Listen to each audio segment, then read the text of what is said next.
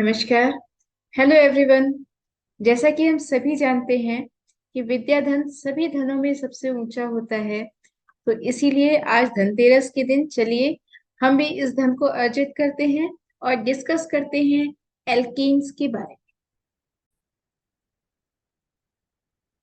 आज के इस लेक्चर में हम लोग कवर करेंगे brief introduction of alkene, nomenclature, isomerism, synthesis, reaction, and some application of alkanes.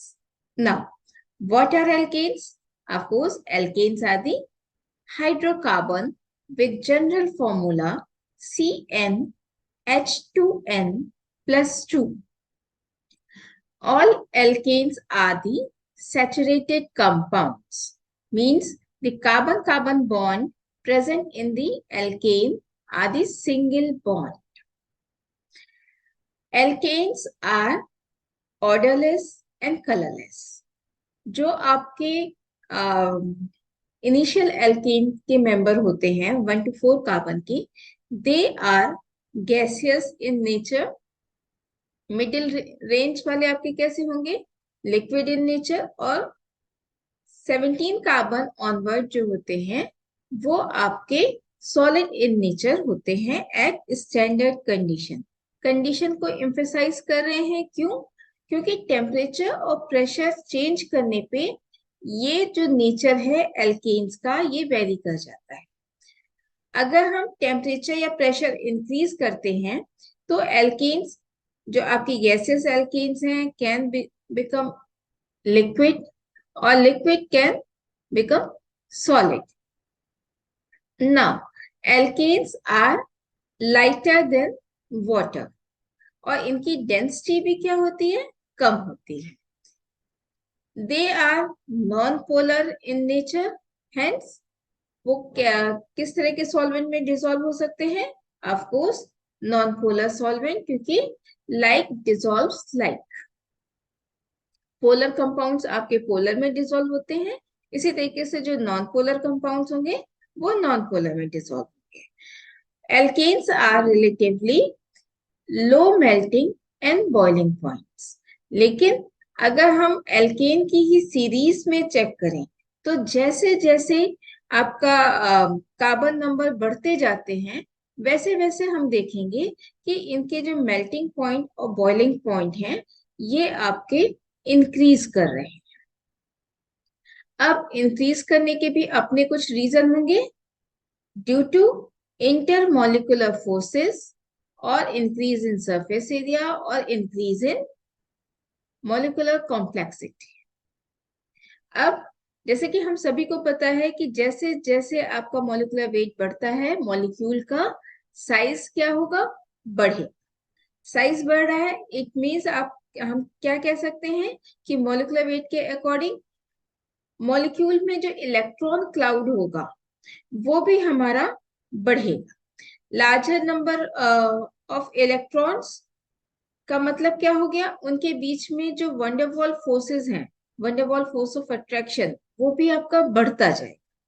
तो ये फोर्स ऑफ अट्रैक्शन जैसे जैसे बढ़ता जाएगा वैसे वैसे ही हमें ज्यादा एनर्जी चाहिए होगी उसको ब्रेक करने के लिए। तो इसी वजह से आपका जैसे जैसे मॉलिक्यूलर वेट बढ़ता है वैसे वैसे ही आपके मेल्टिंग पॉइंट और बॉइलिंग पॉइंट हमारे इंक्रीज करते जाते हैं। अब हम देखते हैं कि एल्केन्स का नॉमेनक्लेचर। वैसे तो डिटेल में हम लोग नॉमेनक्लेचर पढ़ चुके हैं, और अगर किसी ने नहीं देखा हो लेक्चर तो जो इनिशियल वीडियोस हैं आप उनको देख लीजिएगा। शॉर्ट में हम इसको कवर करते हैं यहाँ पे। तो एल्केन्स में क्या है कि जो रूट वर्ड हमारा होगा उसमें हम लोग क्या ऐड करेंगे? ANE। रूट वर्ड के लास्ट में एज अ सफिक्स हम ऐड करते हैं ANE। और अगर यही मॉइटीज हमारी एज अ सब्स्टिट्यूएंट यूज हो रही हैं तो उस केस में आप क्या ऐड करेंगे? ANE की जगह आप YL ऐड कर देंगे, just like methyl, ethyl, propyl. अब आप देखिए अगर ये पेरेंट उसमें है तो आपका ये होगा मीथेन, इथेन, प्रोपेन। लेकिन अगर यही मॉइटीज हमारी सब्स्टिट्यूएंट के उसमें आ रही हैं तो ये हो जाएंगी मिथाइल इथाइल प्रोपाइल। अब रूल्स हमारे क्या कहते थे कि longest chain is the parent chain. तो जो लॉन्गेस्ट चेन होगी मॉलिक्यूल की हमें उसको देखना होगा। जैसे ये जो एग्जाम्पल है, अगर इसमें नंबरिंग आप इधर से स्टार्ट करते लेफ्ट से, स्ट्रेट चेन अगर हम लेते तो यहाँ पे आता आपका ये 1 2 3 4 5 6 एंड 7, यानी ये हमारा कंपाउंड 7 कार्बन का ही। लेकिन अगर हम इस डायरेक्शन में चेन ले रहे हैं तो ये हमारा 8 कार्बन का कंपाउंड बन रहा है। तो पेरेंट चेन हमारी कितनी की हो गई? 8 कार्बन की हो गई। नेक्स्ट हमारा क्या आता है, अगर मॉलिक्यूल में ब्रांचिंग है तो हम क्या करेंगे? In the case of branching, location and the name of substituent, location and the name of substituent followed by root alkane name। मतलब रूट वर्ड से पहले आपको लोकेशन और सब्स्टिट्यूएंट का नाम ऐड करना होगा। अब सब्स्टिट्यूएंट की जो लोकेशन होगी उसके लिए क्या है, सब्स्टिट्यूएंट को क्या मिलना चाहिए? लोएस्ट पॉसिबल नंबर आपको मिलना चाहिए। मींस पेरेंट चेन की जो नंबरिंग की डायरेक्शन होगी वो उस तरीके से होगी जिसमें कि सब्स्टिट्यूएंट को लोएस्ट नंबर मिले। फॉर एग्जाम्पल, अगर हम राइट साइड से इसकी नंबरिंग स्टार्ट करते तो सब्स्टिट्यूएंट को कौन सा नंबर मिलता?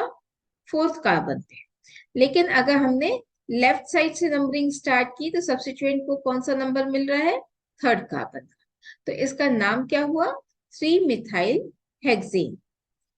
नेक्स्ट रूल हमारा क्या कह रहा था कि अगर मॉलिक्यूल में एक से ज्यादा सब्स्टिट्यूएंट हैं तो क्या होगा, और सब्स्टिट्यूएंट का नेचर अगर सेम है तो हम लोग डाई और ट्राई टेट्रा इस तरह के वर्ड यूज करेंगे। लेकिन अगर सब्स्टिट्यूएंट अलग अलग तरह के हैं तो उनको हम अल्फाबेटिकल ऑर्डर में अरेंज करें। एक एग्जाम्पल से हम लोग इसको देखते हैं। जैसे कि अब इस एग्जाम्पल में अगर हम लेफ्ट से नंबरिंग करें या राइट से नंबरिंग करें, सेम आपके नंबर आएंगे सब्स्टिट्यूएंट के। और डाई क्यों यूज किया? क्योंकि सेम ग्रुप है, methyl group as a substituent, और 2 है, इसलिए 3,4 डाई मिथाइल हेक्सेन। वहीं अगर हम एक और एग्जाम्पल देखें तो इसमें क्या है, आपका सब्स्टिट्यूएंट अलग अलग है। एक आपका मिथाइल ग्रुप है और यहाँ दूसरा आपका क्या है? इथाइल ग्रुप है। तो प्रायोरिटी बेस पे हम क्या करेंगे? नंबरिंग हमने राइट साइड से की, 3 इथाइल 4 मिथाइल हेक्सेन। अब एल्केन्स में कौन कौन सी आइसोमेरिज्म हो सकती है? तो आइसोमेरिज्म भी हम पहले ही कवर कर चुके हैं। आइसोमेरिज्म में स्ट्रक्चरल आइसोमेरिज्म जो है वो एल्केन्स में मिल सकती है। स्ट्रक्चरल आइसोमेरिज्म कौन सी थी? जिनके की मॉलिक्यूलर फॉर्मूला तो सेम होता है लेकिन स्ट्रक्चरल फॉर्मूला वेरी करता है। अब ब्यूटेन से जो नीचे के एल्केन है, लोअर एल्केन, मींस आपका मीथेन इथेन प्रोपेन, इनमें जो अरेंजमेंट है वो आपका एक ही तरीके से हो सकता है। तो इस वजह से लोअर एल्केन्स में आइसोमेरिज्म नहीं मिलता है, जबकि ब्यूटेन ऑनवर्ड्स में आपके आइसोमेरिज्म मिलेंगे। अब आइसोमर्स अगर हमारे बन रहे हैं तो प्रॉपर्टीज भी वेरी करेंगी। जैसे अगर हम एग्जाम्पल लें ब्यूटेन का और आइसोब्यूटेन का तो इनके बॉइलिंग पॉइंट में डिफरेंस देखने को मिलता है। अब आइसोमेरिज्म, स्ट्रक्चरल आइसोमेरिज्म में एल्केन्स में कौन कौन से आइसोमेरिज्म हो सकते हैं? या तो चेन आइसोमेरिज्म हो सकता है, एक एग्जाम्पल लेके देखते हैं, पेंटेन का केस है। अब यहां पे हमारा आया 5 है, पेरेंट कार्बन में कितने हैं? देखिए 1 2 3 4 एंड 5 कार्बन की पेरेंट चेन। जबकि यहाँ पे आपका 1 2 3 एंड 4 कार्बन की पेरेंट चेन हो गई, और नेक्स्ट एग्जाम्पल में ये आपका 3 कार्बन की पेरेंट चेन। पेरेंट चेन में अंतर आ रहा है, इस वजह से यहाँ पे आइसोमेरिज्म कौन सी हुई, चेन आइसोमेरिज्म, और इनके नाम हो गए नॉर्मल पेंटेन, मिथाइल, आपका 2 methyl butane and 2 di methyl propane, या हम कहेंगे पेंटेन, आइसोपेंटेन और नियोपेंटेन। एक और देखते हैं हम लोग, चेन के अलावा कौन सी आइसोमेरिज्म हो सकती है। पोजीशन, क्योंकि नॉमेनक्लेचर में हमने देखा था कि alkane as a alkyl substituent भी यूज हो रहे हैं, और अगर इन सब्स्टिट्यूएंट के पोजीशन में अंतर आ रहा है तो पोजीशन आइसोमेरिज्म हो सकती है। जैसे कि इस एग्जाम्पल में हमारा सब्स्टिट्यूएंट क्या है, मिथाइल ग्रुप है, और फर्स्ट केस में ये किस पोजीशन पे है, सेकंड, जबकि सेकंड केस में इसकी पोजीशन चेंज हो गई थर्ड पोजीशन पे। तो इस वजह से यहाँ पे क्या हुआ, पोजीशन आइसोमेरिज्म। अब हम मूव करते हैं एल्केन्स की सिंथेसिस की तरफ। इस पार्ट में हम देखेंगे कि एल्केन्स को किन किन रिएक्शन से हम प्रिपेयर कर सकते हैं। तो सबसे पहली जो रिएक्शन है वो है हमारी Sabatier-Sanders reaction. It is a catalytic hydrogenation of unsaturated hydrocarbon, और इस हाइड्रोजनेशन की रिएक्शन में जो आपके ट्रांजिशन मेटल हैं, जस्ट लाइक निकेल, रुथेनियम और पैलेडियम, ये आपके as a catalyst role play करते हैं। एक एग्जाम्पल लेते हैं हम लोग, एल्कीन है इथाइलिन। इथाइलिन की जब हम रिएक्शन करा रहे हैं तो ये हमारा इथेन बन रहा है in the presence of nickel as a catalyst. यहाँ पे जो गौर करने वाली बात है कि जो एडिशन होता है हमारा हाइड्रोजन का, वो हमारा सिन एडिशन होता है। सिन, सिन मतलब एक ही साइड से, अगर ऊपर की तरफ है तो अबव, तो एक ही साइड में दोनों आपके हाइड्रोजन जो है वो ऐड हो रहे हैं एक एक कार्बन पे। अगर एंटी होता तो क्या होता, एक कार्बन पे एक साइड से होता और दूसरे कार्बन पे अपोजिट साइड से। लेकिन यहाँ पे क्या है, सिन है, यानी कि इस तरह का केस। अब एक और रिएक्शन जो कि बहुत फेमस है वो है Wurtz reaction. Woods reaction is a coupling reaction where sodium metal is reacted with 2 alkyl halide in the environment of dry ether. Means dry ether की presence में जब आप एल्किल हैलाइड को सोडियम मेटल के साथ ट्रीट करते हैं तो आपका सोडियम मेटल एल्किल हैलाइड के साथ रिएक्ट करके आपका सोडियम हैलाइड बना लेगा और एल्केन आपकी प्रिपेयर हो जाती है। नेक्स्ट हम देखते हैं कि एल्किल हैलाइड से किस तरीके से एल्केन हम बना सकते हैं। Reduction of alkyl halides. Alkyl halide में अगर हम फ्लोराइड्स को एक्सेप्शन दे दें उसका, तो एल्किल हैलाइड को अगर जिंक और डाइल्यूट HCl की प्रेजेंस में जब हम रिएक्ट कराते हैं तो ये आपका एल्केन बन जाता है। नेक्स्ट जो आपकी रिएक्शन है वो है आपकी कि एल्कोहल से हम एल्केन किस तरीके से बना सकते हैं। तो under the presence of red phosphorus and hydrogen iodide, तो आपका हाइड्रोजन आयोडाइड क्या करेगा, it releases iodine and the hydrogen atom of hydrogen iodide attach with the ethyl moiety. अगर इसको एग्जाम्पल से देखें रिएक्शन वाइज तो ये कुछ इस तरीके का दिखेगा। इथेनॉल, ये आपका इथेनॉल है। इथेनॉल को आप हीट कर रहे हो इन the presence of red phosphorus and HI, hydrogen iodide. तो एज अ रिजल्ट आपका क्या बन रहा है? Ethane, water and iodine. Next हम देखते हैं कि decarboxylation. Decarboxylation means removal of CO2 moiety from the compound. तो अगर हम sodium salt of carboxylic acid को हीट करते हैं with soda lime, soda lime क्या है? NaOH और कैल्शियम ऑक्साइड का मिक्सचर, तो आपका क्या बन सकता है? एल्केन।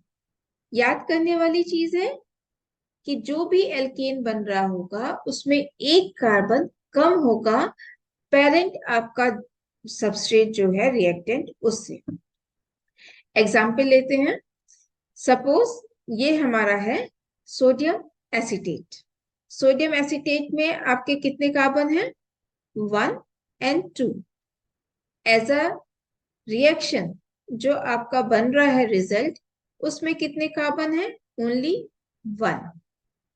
तो सोडियम एसीटेट को NaOH के साथ जब रिएक्ट कराते हैं तो ये आपका बनता है मीथेन एंड Na2CO3। नेक्स्ट हम देखते हैं कि ग्रिग्नार्ड रिएजेंट। ग्रिग्नार्ड रिएक्शन से भी आपके एल्केन्स बनते हैं। तो सबसे पहले हम देखते हैं कि ग्रिग्नार्ड रिएजेंट कैसे प्रिपेयर हो सकता है। तो it is prepared with the reaction of alkyl halide with magnesium in the presence of dry ether। अगर हम रिएक्शन देखें तो रिएक्शन हमारी कुछ इस तरीके से है कि इथाइल हैलाइड है ये हमारा। इथाइल हैलाइड को मैग्नीशियम मेटल के साथ अगर आप प्रिपेयर कर रहे हैं ड्राई ईथर के एनवायरमेंट में, तो आपका इथाइल मैग्नीशियम हैलाइड बन रहा है। और इसी एल्किल मैग्नीशियम हैलाइड को ही हम क्या कहते हैं? Grignard reagent.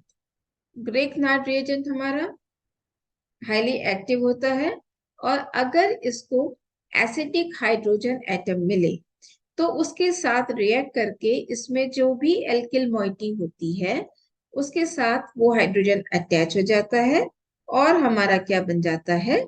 एल्केन। जैसे कि इस एग्जाम्पल में यहाँ पे एल्किल मॉइटी क्या है? इथाइल। तो इथाइल के साथ आपका वाटर का जो एसिडिक हाइड्रोजन है वो ऐड हो जाएगा और आपका क्या बन गया? इथेन। ओके, नेक्स्ट हम देखते हैं कि Clemmensen reaction, Clemmensen reduction reaction. In this reaction aldehyde or ketones are used to form alkene। अब एल्डिहाइड हो या कीटोन हो, जब इसको आप जिंक एमेल्गम और कंसंट्रेटेड HCl की प्रेजेंस में ट्रीट कराते हैं तो आपका alkane as a major product बनता है। जिंक अमलगम क्या हुआ? It is a alloy of mercury and zinc metal.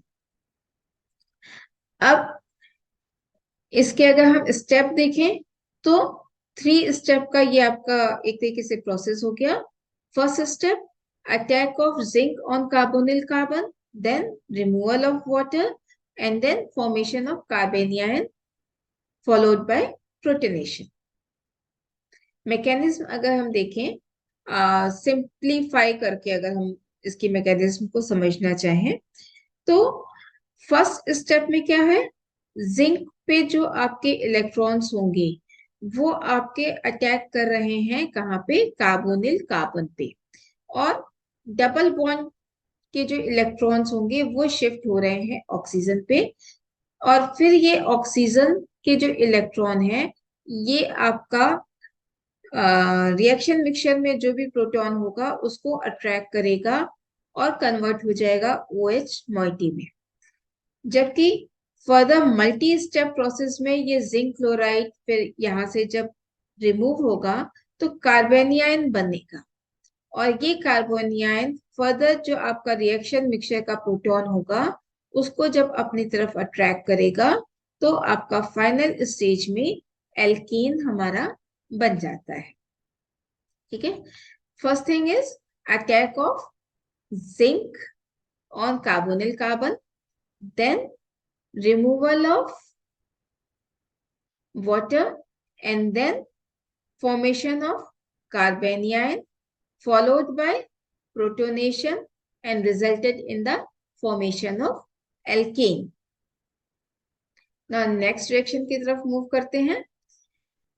Electrolytic method किसने दिया था? कोल्बे ने दिया था, तो नाम इसका पड़ा कोल्बे इलेक्ट्रोलिटिक मेथड।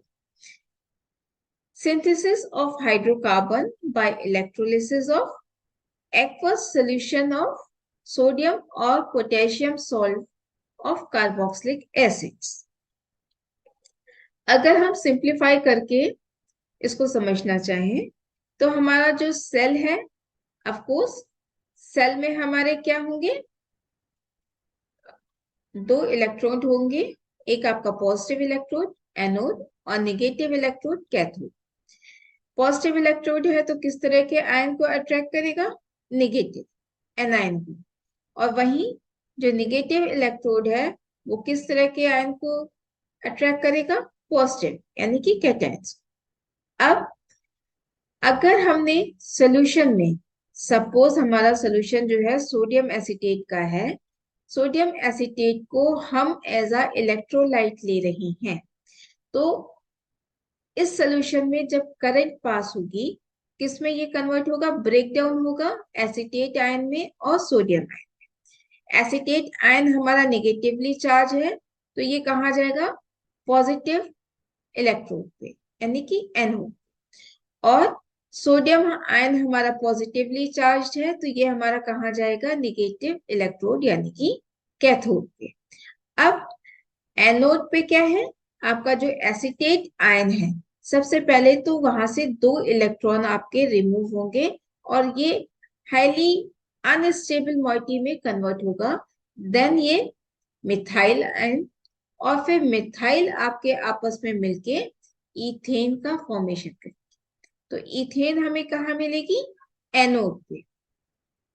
इसी तरीके से कैथोड पे आपका क्या होगा? जो NaOH हमारा गया है, Na हमारा यहां से गया है, सोडियम एसीटेट से जो Na आयन्स गए हैं, सोडियम के आयन, और वाटर जो हमारा स्प्लिट हो रहा है, वहां के जो हाइड्रोक्साइड आयन है वो आपस में मिलके NaOH बनाएंगे और जो H+ आयन है वो आपस में मिलके हाइड्रोजन गैस बनाएंगे H2, जो कि हमको कैथोड पे मिलेगा। नेक्स्ट हम देखते हैं कि सिंथेसिस तो हो गई, अब एल्केन्स हमारे कौन कौन सी रिएक्शंस दे सकते हैं। तो सबसे पहले हम जो डिस्कस करते हैं वो है halogenation. Halogenation means addition of halogen in alkane. और हेलोजिनेशन की जो रिएक्शन है ये किस तरीके से होगी? फ्री रेडिकल मैकेनिज्म को फॉलो करेगी। फ्री रेडिकल मैकेनिज्म हमारा 3 स्टेप का होता है। First is initiation, second is propagation and third is termination. Initiation में हमारा क्या हुआ? सपोज फ्लोरीन का एग्जांपल ले रहे हैं, तो इनिशिएशन में हमारा जो क्लोरीन में होमोलिटिक क्लीवेज होगा। होमोलिटिक क्लीवेज मींस एक इलेक्ट्रॉन इसके पास और एक इलेक्ट्रॉन इस एटम के पास। ठीक है, तो हमारा क्या बन गए? दो आपके क्लोरीन के फ्री रेडिकल बन गए। अब सेकेंड स्टेप में क्या होगा? ये जो फ्री रेडिकल हैं ये हाईली रिएक्टिव होते हैं और ये प्रोपेगेशन स्टार्ट करते हैं।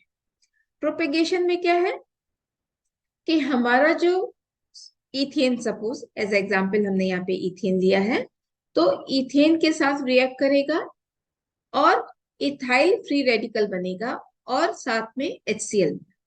अब ये ethyl free radical in turn आके क्लोरीन के मॉलिक्यूल से रिएक्ट करेगा, तो फिर से इथाइल क्लोराइड आपका एज अ प्रोडक्ट बना और फ्री रेडिकल बना क्लोरीन का। अब ये क्लोरीन का फ्री रेडिकल फिर से किसी दूसरे ये आपके इथेन के मॉलिक्यूल के साथ रिएक्ट करके इथाइल फ्री रेडिकल बनाएगा, और ये इथाइल फ्री रेडिकल फिर से किसी दूसरे क्लोरीन के मॉलिक्यूल के साथ मिलके इथाइल क्लोराइड और क्लोरीन का फ्री रेडिकल बनाएगा। तो इस तरीके से ये रिएक्शन होती जाएगी होती जाएगी। अब रिएक्शन स्टॉप कैसे हो सकती है? जाहिर सी बात है, अगर रिएक्शन मिक्सचर में फ्री रेडिकल्स ही नहीं होंगे तो वो रिएक्शन हमारी स्टॉप हो सकती है। तो टर्मिनेशन कितने तरीके से हो सकता है? या तो जो क्लोरीन के फ्री रेडिकल हैं वो आपस में मिलके क्लोरीन मॉलिक्यूल बना दें, या इथाइल का जो फ्री रेडिकल है और क्लोरीन का फ्री रेडिकल है वो आपस में मिलके इथाइल क्लोराइड बना दें, या फिर इथाइल के जो फ्री रेडिकल हैं वो आपस में मिलके हायर एल्केन बना दें। ये पॉसिबिलिटी है टर्मिनेशन। अब ये तो बात हुई लोअर एल्केन्स। अगर हायर एल्केन्स में हैलोजिनेशन हो रहा है तो वहां पे प्रोडक्ट्स जो हैं वो कई तरह के बन सकते हैं। एक एग्जांपल लेते हैं ब्यूटेन का। अब ब्यूटेन में हमारा जब फ्री रेडिकल बनेगा तो फ्री रेडिकल हमारा in the form of primary free radical और सेकेंडरी फ्री रेडिकल भी होगा, और इसी बेसिस पे जो हमारे प्रोडक्ट होंगे वो या तो हमारा 1 क्लोरोब्यूटेन या फिर हमारा 2 क्लोरोब्यूटेन। अब अगर फ्री रेडिकल की स्टेबिलिटी को हम देखें तो सेकेंडरी आपका जो होगा, जो स्टेबिलिटी आपकी चलती है, ये आपका टर्शरी जो होगा वो मोस्ट स्टेबल होगा, देन आपका सेकेंडरी होगा और देन आपका प्राइमरी। तो इस तरीके से जो 2 क्लोरोब्यूटेन है इसकी कंसंट्रेशन ज्यादा होगी इन कंपैरिजन टू 1 क्लोरोब्यूटेन। अब एक चीज और आती है कि रिएक्शन मिक्सचर में जो आपके रिएक्टेंट हैं उनकी कंसंट्रेशन कितनी है। उनकी कंसंट्रेशन पे भी डिपेंड करता है कि प्रोडक्ट आपका क्या बनता है। मीथेन का एग्जांपल लेके समझाते हैं। अगर मीथेन हमारा एक्सिस में है, मीथेन एक्सिस में होगा तो मेन प्रोडक्ट हमारा क्या बन रहा है? Methyl chloride. लेकिन अगर हमारा क्लोरीन एक्सिस में है तो आपके नंबर ऑफ प्रोडक्ट्स बनते हैं including chloroform and carbon tetrachloride. Number of products कैसे? मैकेनिज्म तो आपका फ्री रेडिकल का ही यूज हो रहा है, लेकिन अब जैसे मीथेन के साथ है तो हमारा प्रोडक्ट मेथिल क्लोराइड हमने पढ़ा था, लेकिन अगर फिर ये रिएक्शन आपकी मिथाइल क्लोराइड के साथ स्टार्ट हो जाए, अगर क्लोरीन के जो फ्री रेडिकल हैं वो मिथाइल क्लोराइड के साथ रिएक्ट करेंगे तो प्रोडक्ट आपका क्या बन जाएगा? डाइक्लोरोमीथेन। एंड फर्दर अगर ये डाइक्लोरोमीथेन हमारा क्लोरीन के साथ रिएक्ट करेगा तो हमारा क्या बन जाएगा? ट्राइक्लोरोमीथेन, जिसको कि हम क्लोरोफॉर्म भी कहते हैं। और इसी तरीके से ट्राइक्लोरोमीथेन अगर हमारा क्लोरीन के साथ रिएक्ट करेगा तो CCl4 मीन्स टेट्राक्लोरोमीथेन। नेक्स्ट हम देखते हैं कि हमारा जो नाइट्रेशन है, नाइट्रेशन क्या हुआ? Addition of nitrate group. अब nitration is the process in which nitro group is introduced in any organic compound. अब यहाँ पे हम देखेंगे जो लोअर एल्केन्स हैं, लोअर एल्केन्स हमारी किस फॉर्म में रहती थी? वेपर फेज में। गैसेस फॉर्म, वेपर फेज हम कह सकते हैं। अब इनको अगर हमें रिएक्ट कराना है तो हमारा रिएक्टेंट के जो बाकी आपके हैं, सपोज HNO3 है, वो भी हमारा किस फॉर्म में होना चाहिए? Vapour phase. वेपर फेज में कैसे आएगा? हाई टेम्परेचर जब हम रिएक्शन में यूज करेंगे तो वेपर फेज में आएगा। और ये भी हमारा मैकेनिज्म कौन सा फॉलो करता है? फ्री रेडिकल का मैकेनिज्म फॉलो कर रहा है। HNO3 आपका हाई टेम्परेचर पर OH और NO2 के फ्री रेडिकल्स बनाएगा, और ये आपके जो OH और NO2 के फ्री रेडिकल हैं ये जब आपके एल्केन के जो फ्री रेडिकल हैं इनके साथ ऐड होंगे, तो आपका एल्केन के साथ NO2 ऐड हो रहा है, तो आपका नाइट्रो एल्केन बन रहे हैं। और जब OH आपका H के साथ फ्री रेडिकल ऐड होगा तो वाटर के मॉलिक्यूल बनेंगे। अब जैसे जैसे हम एल्केन्स में हायर की तरफ जाते हैं तो वो आपके मेंबर्स कैसे होंगे, लिक्विड। तो लिक्विड फेज नाइट्रोजन नाइट्रेशन के लिए हम क्या यूज करेंगे, fuming nitric acid. End of course हमें जो रिएक्शन कंडीशन यानी टेम्परेचर जो चाहिए होगा वो लेस देन होगा जो वेपर फेज के लिए चाहिए होगा।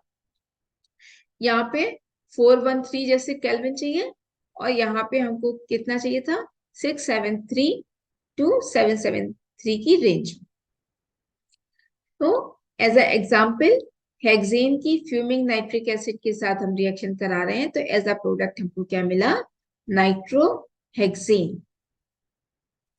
नेक्स्ट हम देखते हैं कि dehydrogenation. Dehydrogenation means removal of hydrogen. अगर एल्केन हमारे क्या है, सैचुरेटेड कंपाउंड से, सैचुरेटेड कंपाउंड से अगर हाइड्रोजन रिमूव हो जाएगा तो कौन से कंपाउंड बनेंगे, अनसैचुरेटेड कंपाउंड। ये आपका सैचुरेटेड हो गया सारे सिंगल बॉन्ड्स, और ये आपका अनसैचुरेटेड हो गया in presence of double. Next हम देखते हैं कि कंबशन। कंबशन में क्या हुआ, at high temperature under the axis of oxygen, all alkanes react vigorously and exothermically with oxygen to give CO2 and H2O. Alkanes को हमने जब ऑक्सीजन की प्रेजेंस में आप हाई टेम्परेचर पे रिएक्ट करा रहे हैं तो एज अ रिजल्ट हमारा क्या बन रहा है, carbon dioxide and water. Now अब हमारा नेक्स्ट सेक्शन की तरफ मूव करते हैं जो कि है एप्लीकेशन। एल्केन की जो फर्स्ट 4 मेंबर होते हैं they are gases at room temperature and further 5 to 8 carbon के जो एल्केन्स होते हैं they are volatile liquid at room temperature and C9 to C17 आपके लिक्विड तो होते हैं but with high boiling point. तो ये सारे मेंबर जो हैं वो फ्यूल्स में अलग अलग तरह के फ्यूल्स में हम यूज करते हैं इनको, जैसे कि आपका जो कुकिंग गैस होती है for heating and cooking purpose alkanes are used, और आपके लाइटर्स में यूज होते हैं एल्केन, और या फिर कह लीजिए कि एरोसॉल कैंस में, और they are the principal constituent of gasoline and lubricating oil. इन सब के अलावा एल्केन्स जो हैं बहुत सारे केमिकल इंडस्ट्रीज में एज अ रॉ मटेरियल भी यूज होते हैं, जैसे कि आपके सॉल्वेंट हेक्सेन आपका नॉन पोलर सॉल्वेंट है वो आपका यूज हो रहा है, और रॉ मटेरियल आपके जैसे कि कह लीजिए कि प्लास्टिक वेयर जो प्लास्टिक इंडस्ट्रीज है उसमें भी alkane as a raw material आपका यूज हो रहा है। फर्दर हेक्सेन है, हेक्सेन आपका लेदर और शू इंडस्ट्री में यूज होता है फॉर ग्लू प्रिपरेशन, और फिर आपका ये जो हीटिंग और कूलिंग पर्पस के जो इंस्ट्रूमेंट होते हैं जस्ट लाइक AC जो आजकल घरों में यूज किए जाते हैं उनमें भी जो रेफ्रिजरेंट होता है उसमें भी एल्केन प्रेफर किए जा रहे हैं आजकल। प्रोपेन एंड आइसोब्यूटेन आपके यूज किए जाते हैं।